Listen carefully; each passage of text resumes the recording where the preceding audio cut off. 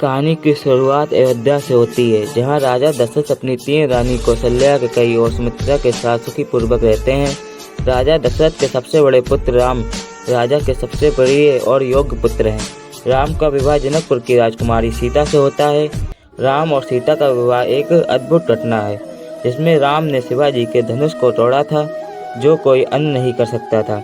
राजा दशरथ वृद्धावस्था में राम को राजा बनाने के निर्णय लेते हैं, लेकिन उनकी दूसरी रानी कैकेयी के मन में क्रम बुद्धि आ जाती है।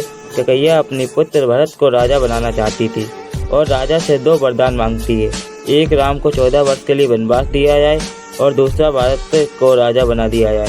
राजा दशरथ अपने वचन के पक्के थे, इसीलिए वे आदेश देते हैं, हालांकि उन्हें इसे गहरा दुख होता है। राम अपनी पत्नी सीता और भाई लक्ष्मण के साथ वनवास के लिए निकल पड़ते हैं। वनवास के दौरान उन्हें कई प्रकार की कठिनाइयाँ और चुनौतियाँ का सामना करना पड़ता है। एक दिन राक्षस राजा रावण सीता का अपहरण कर उन्हें लंका ले जाता है। राम और लक्ष्मण सीता को वापस लाने के लिए हनुमान और वानर सेना की सहायता से लंका पर आक्रमण करते हैं। लंका में रावण और राम के बीच एक भयंकर युद्ध होता है, जिसमें राम की विजय होती है और रावण मारा जाता है। राम सीता को वापस अयोध्या लौटते हैं। अयोध्या में उनका भव्य स्वागत किया जाता है और राम राजा बनते ही राम के शासन का रामराज्य कहा जाता है, जो न्याय और धर्म का प्रतीक।